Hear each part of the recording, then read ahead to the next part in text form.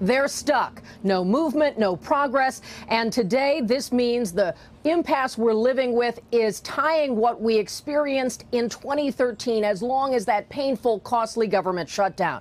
Well, negotiators from Capitol Hill will be back for a second straight day to meet with the vice president. They'll talk about a border wall and budget funding. And the president will be meeting separately with his own senior staff away from the White House. Today, President Trump returns to Camp David for the first time in 7 months. Not for recreation, but a retreat. A senior staff meeting called by Acting Chief of Staff Mick Mulvaney, who spent part of Saturday checking on border wall negotiations.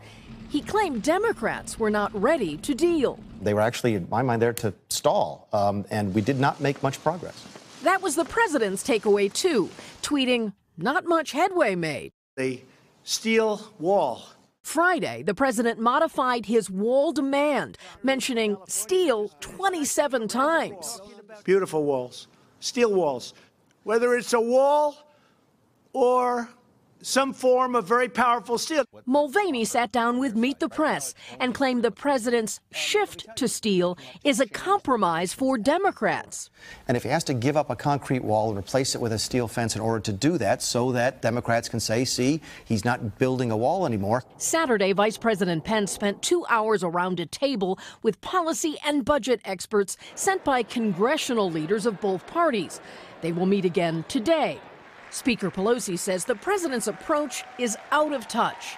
What he would like to say is, it doesn't matter what Congress sends me, it just matters what I insist upon. And that's not really the way the system of checks and balances works.